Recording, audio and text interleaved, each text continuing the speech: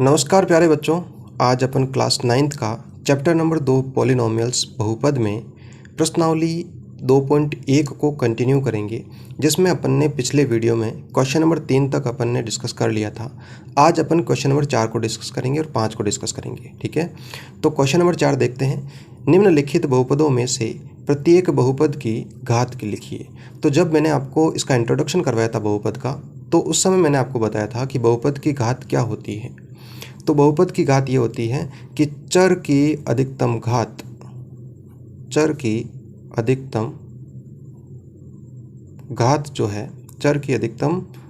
जो है वो आपकी क्या कहलाती है, बहुपद की घात कहलाती है।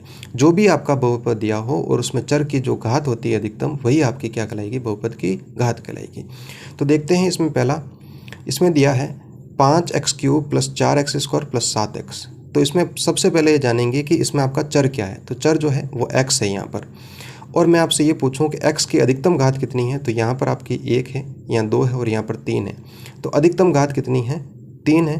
तो इस बहुपद की घात कितनी हो जाएगी, आपकी 3 हो जाएगी। आप समझ पाए होंगे इस सवाल को। ठीक है, अगला देखते हैं 4 - y²। तो मैं आपसे यहाँ पूछूं कि चर क्या है, तो चर आपका क्या है, y है। और y की अधिकतम घात कितनी है, 2 है। तो इस बहुपद की जो घात है वो आपकी कितनी हो जाएगी, 2 हो जाएगी। इसी प्रकार अगला देखते हैं 5t - √7।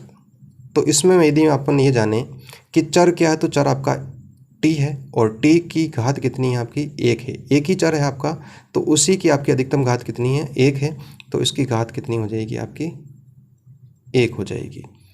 अगला है आपका, केवल इसमें 3 लिखा है उसने, और इसमें अपन को बताना है कि बहुपद की घात क्या होगी।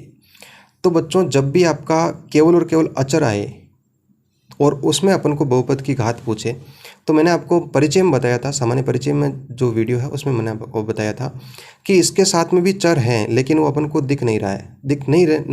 नहीं दिखने का कारण ये है कि उसके साथ में जो भी आपका चर था उसकी घात कितनी हो गई थी, 0 हो गई थी।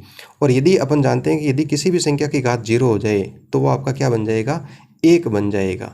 और 1 बनने के कारण ही वो 3 के साथ में गुणा हो गया, और गुणा होने के कारण अपन को पता नहीं चल रहा। तो यहाँ पर आपका चर जो है उसकी घात कितनी है, 0 है। तो आप समझ पाएंगे इस क्वेश्चन को। बहुत अच्छा है, इस प्रकार का क्वेश्चन पूछ लेते हैं आपके ऑब्जेक्टिव क्वेश्चन में। देखते हैं अपन नेक्स्ट क्वेश्चन नंबर 5 को। क्वेश्चन नंबर 5 आपका ये बोल रहा है कि बताइए कि निम्नलिखित बहुपदों में कौन कौन बहुपद रेखिक हैं और कौन कौन द्विघाती हैं और कौन कौन आपके त्रिघाती है। तो जो अपन ने परिचय पढ़ा था, सामान्य परिचय वाला वीडियो था, उसमें मैंने आपको बहुपद के प्रकार बताए थे, जिसमें एक प्रकार था घात के आधार पर और दूसरा था पद के आधार पर। तो यहाँ पर ये घात के आधार पर अपन को बहुपद का प्रकार पहचानना है। तो यदि रेखिक बहुपद है, तो रेखिक बहुपद के लिए मैंने आपको बताया था कि चर की अधिकतम घात कितनी होनी चाहिए। चर की अधिकतम घात जो है वो आपकी 1 होनी चाहिए। अधिकतम घात कितनी होनी चाहिए, 1 होनी चाहिए। और यदि बात करूं द्विघाती बहुपद की, तो उसमें चर की अधिकतम घात कितनी होनी चाहिए, 2 होनी चाहिए। और त्रिघाती की बात करें तो चर की अधिकतम घात कितनी होनी चाहिए, 3 होनी चाहिए। तो अपन यहाँ पर देख पा रहे हैं कि चर यहाँ पर x है और x की अधिकतम घात जो है वो कितनी है, 2 है। तो ये आपका क्या कहलाएगा, द्विघाती कहलाएगा, द्विघाती बहुपद कहलाएगा। समझ गए होंगे आप। अगला देखते हैं x - x³। तो इसमें आपका जो चर है वो आपका x दिया है, और इसमें x की अधिकतम घात की आपको पूछूं तो यहाँ पर आपका 1 है और यहाँ पर आपका 3 है। तो ये आपका क्या हो जाएगा, 3 घात वाले को क्या बोलेंगे अपन, त्रिघाती बहुपद बोलेंगे, त्रिघाती बहुपद। इसी प्रकार नेक्स्ट देखते हैं। तो इसमें आपका दिया गया y + y² + 4। तो इसमें जो चर है वो y है, और y की यदि अधिकतम घात की बात करूं तो वो आपकी 2 है। तो यहाँ पर जो है पद क्या हो जाएगा, आपका बहुपद जो है वो हो जाएगा द्विघाती बहुपद।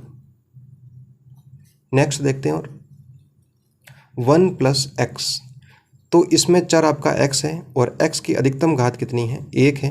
तो मैंने अभी आपको बताया कि चर की अधिकतम घात 1 हो तब उसको अपन क्या बोलेंगे, रेखिक बहुपद बोलेंगे। तो ये आपका हो जाएगा रेखिक बहुपद। अगला क्वेश्चन देखते हैं इसमें। तो पांचवा इसमें ये है 3t दिया है इन्होंने, तो यहाँ पर जो चर है वो आपका क्या है, t है। तो चर की अधिकतम घात कितनी है, यहाँ पर 1 है। तो जब भी आपके चर की अधिकतम घात 1 हो तो उसको अपन क्या बोलेंगे, रेखिक बहुपद बोलेंगे, रेखिक बहुपद बोलेंगे। नेक्स्ट देखते हैं, यहाँ पर आपका आर स्क्वायर लिखा हुआ है, तो जो आपका चर है वो आपका क्या हो जाएगा, आर हो जाएगा। और आर की अधिकतम घात कितनी है, 2 है, तो इसको अपन क्या बोलेंगे, द्विघाती बहुपद बोलेंगे, द्विघाती बहुपद। अगला देखते हैं जिसमें आपका लिखा हुआ 7x³ लिखा है, चर आपका x है और x की अधिकतम घात कितनी है, 3 है, तो ये आपका हो जाएगा त्रिघाती बहुपद हो जाएगा, त्रिघाती बहुपद। तो इस प्रकार आप इनको समझ पाए होंगे कि जो बहुपद है उनका प्रकार जो मैंने आपको बताया था, एक तो आपका घात के आधार पर और दूसरा आपका पद के आधार पर। तो ये जो अपन ने वर्गीकरण किया वो घात के आधार पर किया, जितनी चर की अधिकतम घात होती है वही उसी के अनुसार उसका नाम हो जाता है रेखिक, द्विघाती और त्रिघाती बहुपद। तो आशा करता हूँ कि ये आपका जो चैप्टर है 2.1 जो प्रश्नावली थी वो इस क्वेश्चन के साथ में आपकी कंप्लीट होती है। यदि आपको ये पढ़ाया हुआ आपको समझ में आ रहा है, आपको कंटेंट जो है वो अच्छा लग रहा है, तो चैनल को सब्सक्राइब ज़रूर करें। धन्यवाद।